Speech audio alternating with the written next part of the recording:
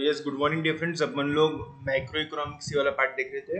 अब ये last part है, ये हो गया कि अपना चैप्टर नंबर 1 कंप्लीट हो जाता है। ठीक है। मैक्रो इकोनॉमिक्स में अपन लोगों ने ये देखा था कि यहाँ पे आप इंडिविजुअल लेवल पे नहीं देखते, यहाँ पे आप पूरे कंट्री के लिए देखते, ठीक है ना। जैसे आप कोई एक व्यक्ति के इनकम नहीं देखेंगे, आप पूरी देश की इनकम को देखेंगे, जिसको अपन लोग बोलते हैं नेशनल इनकम। ठीक है। आप एक प्रोडक्ट के प्राइजेस या फिर उनका कॉस्ट या फिर एक व्यक्ति के यहाँ पे लगने वाला रॉ मटेरियल ऐसा नहीं देखते। अपन पूरे देश में क्या इन्फ्लेशन लेवल है, क्या प्राइस लेवल है, वो सब देखा जाता है। पूरे देश में क्या इनकम लेवल है, वो सब यहाँ पे बातें देखी जाती है। एक जने का कितना प्रोडक्शन हो रहा है, एक व्यक्ति के यहाँ पे एक ऑर्गेनाइजेशन में, एक कंपनी में कितना प्रोडक्शन हो रहा है, वो नहीं देखा जाता। जबकि पूरे देश में क्या आउटपुट हो रहा है, पूरे देश में कितने प्रोडक्ट्स बने हैं ऑन एन एवरेज, ये देखा जाता है। मतलब यहाँ पे सब जो देखने वाले हैं आप as a country as a whole को देखने वाले हैं, एक इंडिविजुअल व्यक्ति, ऑर्गेनाइजेशन, फर्म के लिए नहीं देखा जाता है। फिर अपन लोगों ने देखा था कि नेशनल इनकम का कंसेप्ट क्या है। नेशनल इनकम मतलब क्या? देश की इनकम। देश की इनकम मतलब क्या? भारत ने कोई कमाने वाला, भारत को ऐसे कमाने जाता है क्योंकि कोई व्यक्ति है क्या? नहीं। भारत की income is equal to Bharat के अंदर रहने वाले, आई रिपीट, भारत के अंदर रहने वाले 135 करोड़ जो लोग हैं, वो जो कमाते हैं, जब उनको सबको आप लोग ऐड कर देंगे तो उसको बोलते हैं अपन लोग भारत की income, that is the national income. ठीक है। टोटल इनकम, देश की इनकम मतलब क्या? देशवासियों की इनकम। सबने जो कमाया, आपने, मैंने, सबने सबने सबने, उनको जब आप ऐड करेंगे, जैसे मैंने 1 लाख कमाया, आपने 2 लाख कमाया, किसने 3 लाख कमाया, किसने 4 लाख, 5 लाख, 6 लाख, 7 लाख, 10 लाख, 100 लाख, 1 करोड़, 200 करोड़, 500 करोड़, 5,000 करोड़, ऐसा सबका जब आप ऐड करेंगे तो आपको क्या मिल जाएंगी? देश की इनकम। देश की income is nothing but the total of all the income earned by the all people living with in the country. फिर इसको मेजर करने का एक तरीका है। कैसा बोले? देश की इनकम यानी क्या बोले? It is the monetary value, मतलब इन रुपीज में value of all final goods and services produced in an economy during the year. कैसे मेजर कर सकते? देखो, अलग अलग तरीके हैं नेशनल इनकम मेजर करने को, 12th में है अपने को। अभी शॉर्ट में अगर मैं आपको बताऊं तो देश की इनकम मतलब सभी लोगों की इनकम को जब आपने ऐड कर दिया, मैंने 1 लाख कमाया, आपने 2 लाख कमाया, उन्होंने 3 लाख कमाया, किसी ने 4 लाख कमाया, 1+2+3+4, इसको क्या बोलेंगे अपन लोग? देश की इनकम। या फिर देखो, कोई भी व्यक्ति कैसे पैसा कमाता है? अपने अपने सर्विसेज बेच के या फिर अपने गुड्स बेच के। जैसे मैं दुकानदार हूँ, मैं पैसा कैसे कमाऊंगा? मेरे यहाँ पे जो गुड्स मिल रहे हैं, जैसे मेरे यहाँ पे किराना है, किराना बेच के मैं पैसा कमाता। कोई सोनार है, ज्वेलर है, वो गोल्ड बेच के पैसा कमाता। कोई सीए है, वो अपनी सर्विसेज बेच के पैसा कमाता। कोई डॉक्टर है, वो अपनी सर्विसेज बेच के कमाता। कोई एरोप्लेन बनाता है, एरोप्लेन बेच के पैसा कमाता।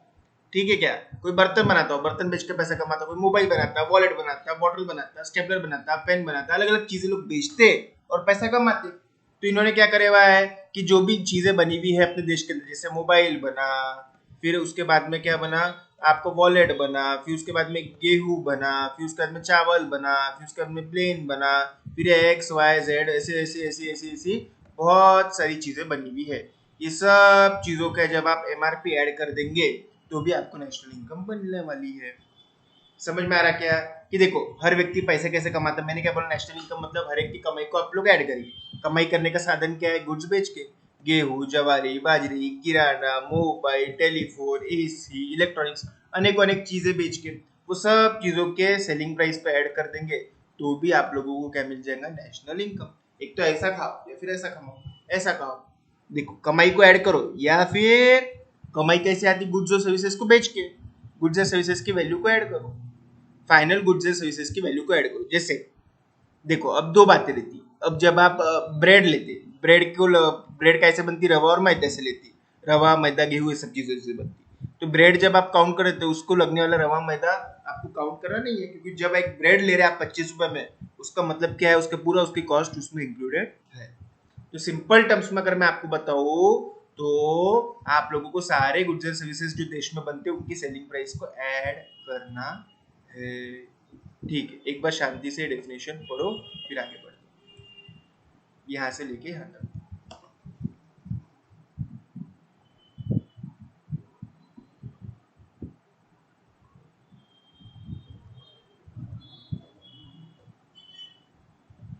सभी गुड्स एंड सर्विसेज जो कि देश में प्रोड्यूस हो रहे, फ्रॉम गाड़ी, vehicle, plane, mobile, book, chair, table, light, electronics, AC, ये सब जो अपने देश में बने एक साल के अंदर, एक साल के अंदर देश में जो भी गुड्स और सर्विसेज बनते हैं उसका आप लोगों को उसकी वैल्यू ऐड करना पड़ेगी। वैल्यू यानी उनकी सेलिंग प्राइस ऐड करना पड़ेगी।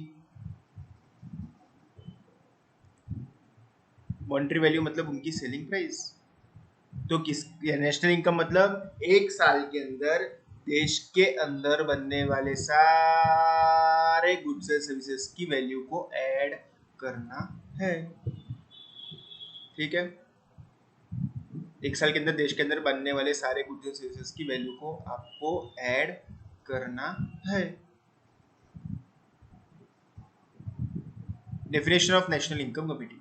A national estimate measures the volume of commodities and services turned out during the given period, counted without duplication. वही उन्होंने भी क्या बोला कि नेशनल एस्टिमेट मतलब नेशनल इनकम कैसे मेजर करते हैं आप लोग, जितने भी goods and services turn out मतलब प्रोड्यूस हुए हुए हैं ये साल के अंदर, जो पिछले साल के अंदर प्रोड्यूस हुए पिछले साल की इनकम में चले गए, जो ये साल में प्रोड्यूस हुए वो ये साल की इसमें ऐड होना चाहिए। काउंटेड विदाउट डुप्लीकेशन मतलब क्या, जैसे अगर आपने कार की वैल्यू को ऐड करा, कार के वैल्यू को आपने ऐड करा तो कार के अंदर टायर भी लगते, कांच भी लगते, ग्रीस भी लगता, ऑयल भी लगता, मशीन भी लगता, इंजन भी लगता, ये सबको ऐड नहीं करना है क्योंकि कार की जब मैं वैल्यू ऐड कर रहा हूँ तो उसके अंदर सब की वैल्यू ऑलरेडी इंक्लूड रहती है। दूसरी बात, जैसे ब्रेड आप कर रहे हैं, ब्रेड के रवा मैदा उसके बाद में गेहूं वेहूं ये सब चीजें लगा के अपन लोग ब्रेड बनाते हैं ना। जब आप ब्रेड की फाइनल वैल्यू काउंट कर रहे हैं नेशनल इनकम के लिए तो उसको लगने वाला रवा मैदा गेहूं ये सब की वैल्यू लेना नहीं है, क्योंकि जब मैं ब्रेड का पैकेट ले रहा है 25 रुपए में, उसके अंदर सब चीजों की वैल्यू इंक्लूडेड ही है। वो भी लेंगे और ये भी लेंगे तो क्या होगा, डबल काउंटिंग होने वाला है। मतलब फाइनल गुड्स दिए है तो उसको लगने वाला रॉ मटेरियल को अलग से लेने की जरूरत नहीं है। ठीक है,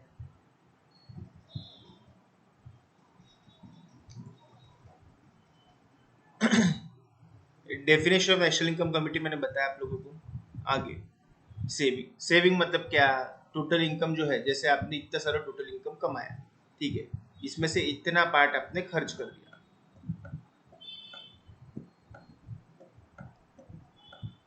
ऊपर वाला पार्ट आपने खर्च नहीं किया, जो खर्च नहीं किया उसको क्या बोलते हैं, सेव किया। As simple as that. It is that part of income which is set aside to satisfy the future needs by forgoing the current consumption. मैं चाहता रहा तो ये भी ऐशो आराम के लिए खर्च कर सकता था पैसा, लेकिन मैंने क्या करा, कुछ पैसा बचा के रख दिया आगे आने वाली जरूरतों के लिए। देखो आपके माँ बाप, आपके मम्मी पापा हो गए, आप हो गए, हर एक व्यक्ति क्या करता है मालूम है, दुनिया का हर एक व्यक्ति क्या करता है, एक चीज बहुत इंसान की बहुत खासियत है, उसके पास में कुछ भी आया है ना, जैसे उसके पास में जैसे एक व्यक्ति के पास में 100 रुपए आए या 100 लाख आए या 100 करोड़ आए या 1000 करोड़ आए, वो जो भी पैसा कमाता है ना पूरा के पूरा कभी खर्च नहीं करके रखता है, थोड़ा सा तो भी बाजू में साइड में उठा के रख देता है, सेव कर लेता। क्यों सेव करता है, ये चाहते रहे तो सब व्यक्ति खर्च कर सकते हैं, लेकिन हर एक व्यक्ति की मानसिकता क्या रहती है कि थोड़ा पैसा बचा करो, थोड़ा पैसा साइड में रखो, थोड़ा पैसा पीछे डालो। क्यों क्यों क्यों, कल जाके कोई बीमार हुआ तो, कुछ जरूरत पड़ी तो, कुछ नीड आ गई तो, उसके लिए मतलब क्या, फ्यूचर के नीड्स के लिए अपन करंट खर्चे को फॉरगो करते मतलब कम करते, छोड़ देते, उनको नजरअंदाज करते, और सभी लोग कुछ ना कुछ पैसा बचाते हैं।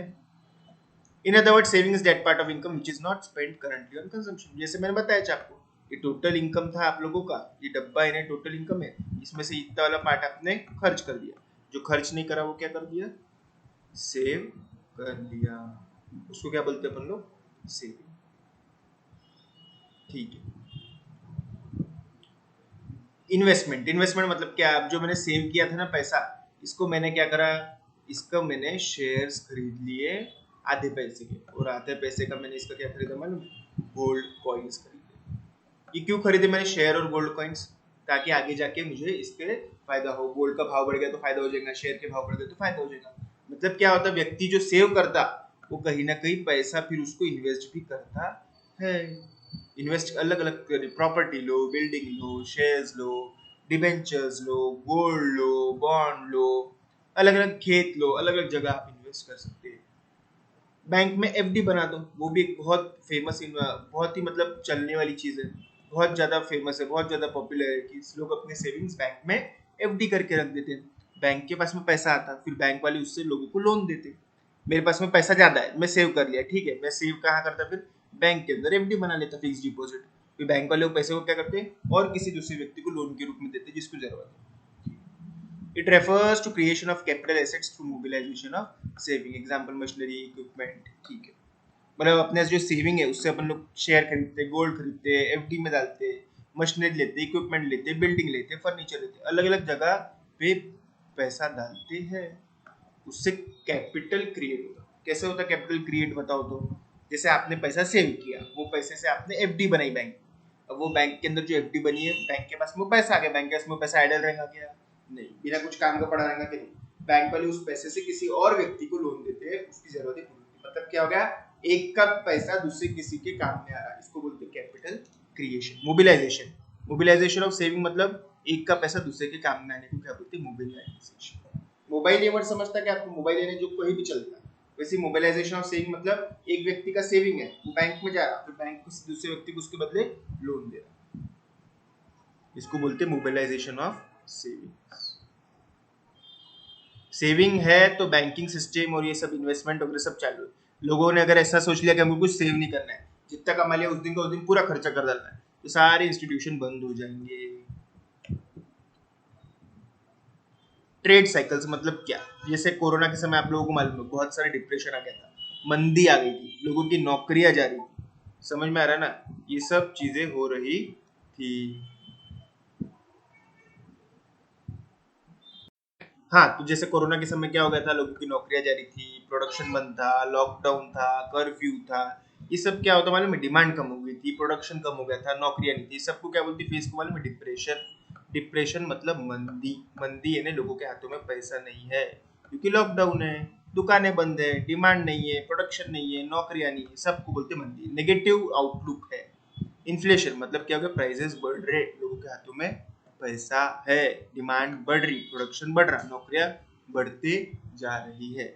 ये एक थोड़ा पॉजिटिव फेज है, लेकिन कोई भी चीज अगर एक्सेस हो गई तो प्रॉब्लम होगा। बहुत ज्यादा इन्फ्लेशन है, बहुत ही ज्यादा प्राइस राइज हो, अपने को ज्यादा भी नहीं होना, कम भी नहीं होना, समझ में? डिप्रेशन है बहुत ही मंदी, इन्फ्लेशन है बहुत ही तेजी, बहुत प्राइसेस बढ़ रहे, ठीक है। ये सब चीजें चालू रहती है ट्रेड साइकिल्स के अंदर, कभी तेजी है तो कभी मंदी है, कभी इन्फ्लेशन है तो कभी depression, ups and downs.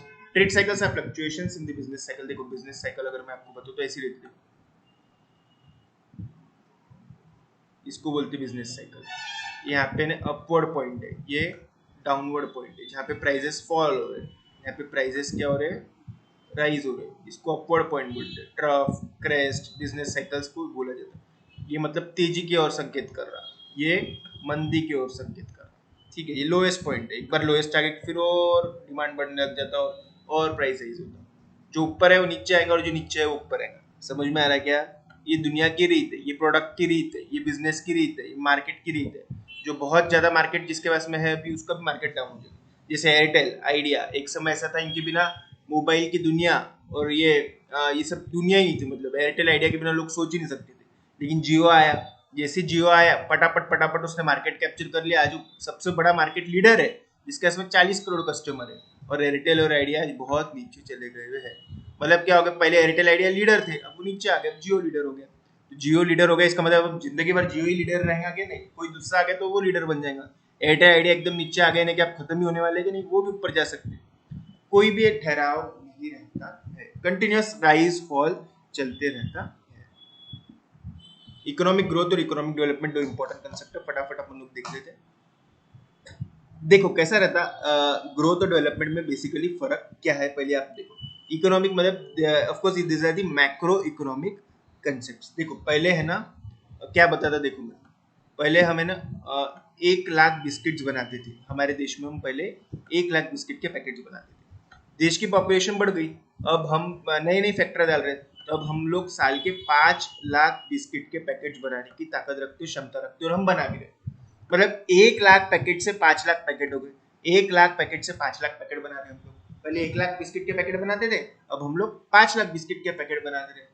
Population बढ़ रही, डिमांड बढ़ रहा, प्रोडक्शन बढ़ रहा, लोगों की जरूरतें बढ़ रही, तो हम लोग अब ज्यादा बिस्किट के पैकेट्स बना रहे हैं। इसको क्या बोलते हैं? ग्रोथ। क्या हो रहा समझ में आ रहा है कि real national income, real national income मतलब क्या है? पहली बात, नेशनल इनकम मतलब देश की इनकम, ठीक है ना। रियल नेशनल इनकम मतलब देश के अंदर होने वाले प्रोडक्शन, गुड्स एंड सर्विसेज, समझ में आ रहा है? In number, not in monetary terms, but जैसे पिछले साल हमने 1 करोड़ गुड्स बनाए थे, ये भी नेशनल इनकम हो गया। कैसे? ये नेशनल इनकम कैसे हो गया? In terms of real terms मतलब in terms of goods and services. Monetary value में होगा ये 1 लाख करोड़ का, लेकिन नेशनल इनकम अगर मैं रियल टर्म्स में बोलूँ तो इन terms of goods and services बोला जाता है कि हमने पिछली बार 1 करोड़ गुड्स बनाए, 1 लाख गुड्स बनाए, ठीक है, ये बार हमने 1,20,000 गुड्स बनाए। समझ में आ रहा है कि इसको भी बोलते हैं national income in terms of goods and services. तो ग्रोथ यानी क्या है? ग्रोथ यानी क्या? आपका नेशनल इनकम बढ़ रहा है रियल टर्म्स, मतलब पिछले बार आपने कम यूनिट्स बनाए थे, ये बार आपने ज्यादा यूनिट्स बनाए। ज्यादा यूनिट्स बनाने को क्या बोलते हैं? ग्रोथ होना है। सिंपल आप पे से देखो, अगर आप कुछ स्कूल में नहीं गए, कुछ कॉलेज में नहीं गए, कुछ पढ़ाई नहीं करे, तो क्या आपका हाइट वेट बढ़ते रहता है क्या? हाँ, हाइट वेट बढ़ते रहता है, इसको क्या बोलते हैं अपन लोग? ग्रोथ होगी। आप कुछ नहीं, सिर्फ बैठे रहे टीवी के सामने, खाना खाया, बैठे सोए, बस ऐसे आराम करते रहे, जिंदगी भर आराम कर, तो आपका हाइट वेट बढ़ते रहेगा कि अपने आप? हाँ, बढ़ते रहेगा, क्योंकि वो ग्रोथ है। समझ में आ रहा है क्या? ग्रोथ कुछ नहीं करे तो भी होते रहता है। जैसे मेरे को मालूम है पॉपुलेशन बढ़ेगी, डिमांड बढ़ेगी, तो मैं बिस्किट ज्यादा ही बनाने वाला, इसको क्या बोलते हैं? ग्रोथ। क्वांटिटेटिव डायमेंशन है। पिछले साल आपका वजन 1 किलो था, ये बार 2 किलो हो जाएगा। पिछले बार 100 किलो था, ये बार 200 किलो हो जाएगा। कुछ नहीं कर रहे तो भी वजन हाइट बढ़ती ही रहती है इंसान की एक स्टेज तक। समझ में आ रहा क्या? बिना कोई एफर्ट्स के आपका वजन हाइट वैसे ही बढ़ेंगे। आप खुद पे देखो, कुछ नहीं करे साल भर तो भी वजन हाइट बढ़ता है, इसको क्या बोलते हैं? ग्रोथ। क्वांटिटेटिवली आपका वजन हाइट बढ़ने ही वाली है। In simple words, economic growth means an increase in the real national income of the country over a long period of time. हम लंबे समय तक अगर देखें तो हमारी ग्रोथ होने ही वाली है, ठीक है। जैसे कोई व्यक्ति का सिर्फ घर पे बैठा हुआ है, टीवी देख रहा, खाना खा रहा, तो भी उसकी हाइट वेट बढ़ जाए, उसमें कोई बड़ी बात नहीं है। हाँ, वो स्कूल में गया, कॉलेज में गया, ट्यूशन में गया, नई चीजें पढ़ी, एजुकेशन लिया, तो उसका एक दिमाग का सोचने का तरीका बदल जाता है। हाइट वेट तो बढ़ती पहले भी थी, अभी भी बढ़ेगी, सोचने का तरीका बढ़ेगा, एजुकेशन बढ़ेगा, ब्रॉडर सेंस में सोचेगा। इसको क्या बोलते हैं? डेवलपमेंट। समझ में आ रहा है कि डेवलपमेंट मतलब इंसान का क्वालिटीज बढ़ रही है, होशियार हो रहा, डेवलप हो रहा, अच्छी क्वालिटीज है, अच्छी चीजें उसको आ रही, आगे आगे बढ़ रहा, जिंदगी में आगे बढ़ रहा, ज्यादा पैसे कमा रहा है। इस सब तरीके से अपन लोग बोलते हैं इकोनॉमिक डेवलपमेंट। तो ग्रोथ है क्वांटिटेटिव डायमेंशन, डेवलपमेंट है क्वालिटेटिव डायमेंशन। समझ में आ रहा क्या? हम एक साल में पहले 1 लाख बिस्किट बनाते थे, अब हम 5 लाख बिस्किट बनाते हैं, लेकिन 5 लाख बिस्किट हम सिर्फ अब 1 साल के अंदर ही बना रहे हैं। हमको समय कम लग रहा, हम नए टेक्नोलॉजी लगा के बनवा रहे हैं, हम नई मशीनरी लगा के बनवा रहे हैं, हम नए नए प्रोडक्ट्स बना रहे हैं। 5 लाख के अंदर बहुत सारे अलग अलग टाइप है, वैरायटी है, क्वालिटी है, अलग अलग क्वालिटी है, एकदम कम समय में बिस्किट बन रहे हैं। हमारे पास ऐसी मशीनरी आ गई कि वो 1 साल में 5 लाख बिस्किट बना सकती है, कम समय में, विदाउट ह्यूमन इंटरवेंशन। बहुत अच्छा काम है ये, अच्छा काम हो रहा, प्रोग्रेसिव काम हो रहा, बहुत अच्छे तरीके से हो रहा है। इसको क्या बोलते हैं अपन लोग? क्वालिटेटिव ग्रोथ, मतलब इकोनॉमिक डेवलपमेंट। ये है क्वांटिटेटिव डेवलपमेंट, ये है क्वालिटेटिव डेवलपमेंट। जैसे देश के अंदर सिर्फ अगर पॉपुलेशन बढ़ रही है और अपन वो सिर्फ पॉपुलेशन को अच्छा सिर्फ खाना दे रहे, तो इसको क्या है? कुछ नहीं, ग्रोथ है। ज्यादा पॉपुलेशन को ज्यादा खाना देना ही पड़ेगा, ठीक है, लेकिन अब हमको रास्ते दे रहे, एजुकेशन दे रहे, हेल्थ दे रहे, हॉस्पिटल दे रहे, फ्लाईओवर दे रहे, गार्डन दे रहे, बहुत अच्छी सुख सुविधाएं दे रहे, तो इसको बोलते हैं कंट्री डेवलप हो। डेवलपमेंट और ग्रोथ में क्या फर्क है? ग्रोथ में सिर्फ क्या है?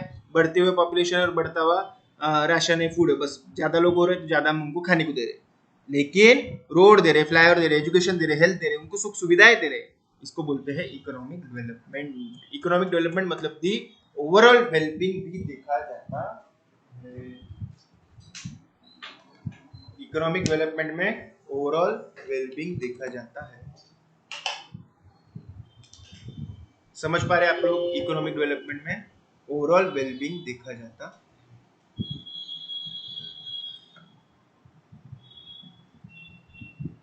जैसे यहाँ पे दिया, economic growth means increase in the real national income, मतलब सिर्फ क्या हो गया? Number of goods and services बढ़ रहे, बस number of goods and services हम ज्यादा बना रहे, अच्छे बना रहे, ये बोल रहे क्या नहीं? कम समय में बना रहे कि ये बोल रहे क्या नहीं? प्रोग्रेसिव हो रहा है, आपका प्रोग्रेस हो रहा है, ये देख रहे कि नहीं? जबकि इकोनॉमिक डेवलपमेंट में क्या है? हम ज्यादा तो बनाने वाले हैं, हम ज्यादा तो बनाने ही वाले हैं, कम समय में भी बनाने वाले हैं, प्रोग्रेसिवली बनाने वाले हैं। ओवरऑल डेवलपमेंट, जैसे एक बच्चा है, सिर्फ बढ़ गया मतलब नहीं आता, प्रोग्रेस हो गया, डेवलपमेंट हो गया, दिमाग स्ट्रांग हो गया, एजुकेशन हो गया, तो अपन उसको क्या बोलते हैं? डेवलपमेंट हो गया। हाइट वेट बढ़ने को ग्रोथ बोलते हैं, हाइट वेट के साथ में दिमाग, एजुकेशन, मैनर्स, एटिकेट्स, क्वालिटीज, ये सब चीजें। सिर्फ देश के अंदर पॉपुलेशन बढ़ रही तो क्या ग्रोथ हो रहा? वो पॉपुलेशन अच्छी है, उनके लिए सुख सुविधाएं है, रोड है, फ्लाईओवर है, ट्रेन है, प्लेन है, गार्डन है, ये सब चीजें दिखना चाहिए। नैरो कंसेप्ट है, ये ब्रॉडर कंसेप्ट है। Economic growth is possible without economic development. हाँ, पॉपुलेशन तो वैसे ही बढ़ती रहती है, लेकिन economic development is not possible without economic. मतलब इकोनॉमिक डेवलपमेंट में इकोनॉमिक ग्रोथ तो है ही, प्लस वेलबींग भी है, ज्यादा सुख सुविधाएं भी है। यूनिडायमेंशन सिर्फ ग्रोथ यानी क्या, वजन बढ़ रहा, हाइट बढ़ रही, लोग बढ़ रहे, बस। ये मल्टी डायमेंशनल है, उनको ये भी दो, वो भी दो, हेल्थ भी दो, एजुकेशन भी दो, सुख सुविधाएं भी दो, बिजली दो, पानी दो, घर दो, ये सब। Economic growth is spontaneous and reversible. Economic development is deliberate and irreversible. कुछ नहीं करे तो भी हाइट वेट आपकी पॉपुलेशन बढ़ जाती है ना, रिवर्सिबल है। इकोनॉमिक डेवलपमेंट ऐसा नहीं है, आपको प्रयत्न करना पड़ेंगे डेवलपमेंट के लिए, खुद को भी एफर्ट्स देना पड़ेंगे। और एक बार डेवलपमेंट हो गया तो उसको कैंसल आउट नहीं कर सकते। एक बार रेलवे बन गई, ब्रिज बन गए, फ्लाईओवर बन गए, तो उसको क्या तोड़ के खत्म कर सकते कि नहीं? एक बार डेवलप हो गया देश तो डेवलप हो गया। अमेरिका डेवलप हो गया तो हमेशा के लिए डेवलप्ड है, अंडर डेवलप हो जाएगा कि और कुछ दिनों बाद नहीं। एक बार डेवलपमेंट हो गया तो वो हमेशा के लिए डेवलपमेंट है।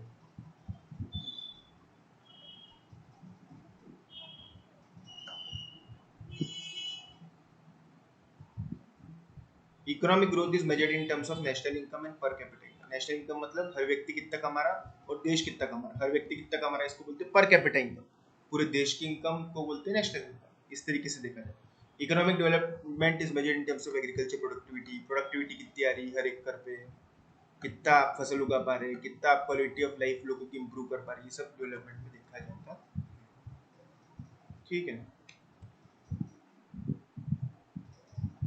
चलो तो इस तरीके से अपना ये टॉपिक तो खत्म हो गया। लंबा टॉपिक था ये वाला टॉपिक, आप पढ़ो, कुछ नहीं समझा तो पूछो।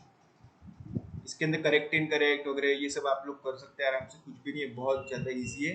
जैसे ही आप पूरा मॉड्यूल पढ़ेंगे ये सब चीज़ें आपको अपने आप आ जाएंगा। देखो अभी identify and explain the concepts, एक दो बताता आपको। My father purchased a two wheeler, this helps to fulfil my travel needs. इसको क्या बोलते हैं आप लोग? यूटिलिटी। यूटिलिटी मतलब जो आपके सेटिस्फेक्शन को बढ़ाता है, जो आपकी सेटिस्फाइंग पावर को बढ़ाता है।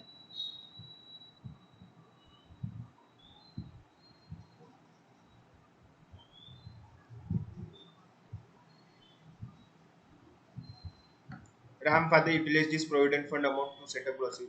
इसको क्या बोलते हैं आप लोग? अभी देखा, इन्वेस्टमेंट। करुणा's मदर सेव 1000 एवरी मंथ। इसको क्या बोलते हैं? Saving.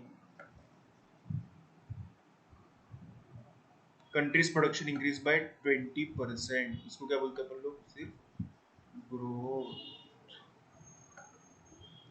Study of annual income of the family of the Ramesh. Family की इनकम बोल सकते हैं आप उसको, पर्सनल इनकम।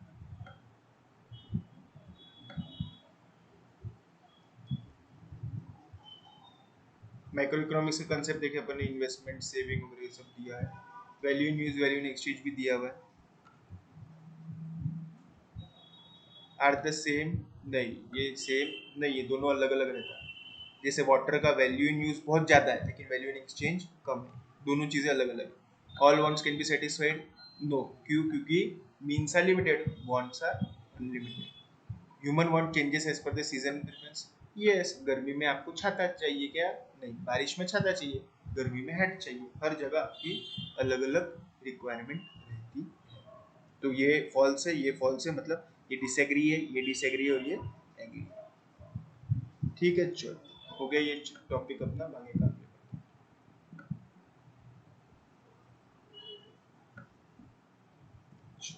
Thank you.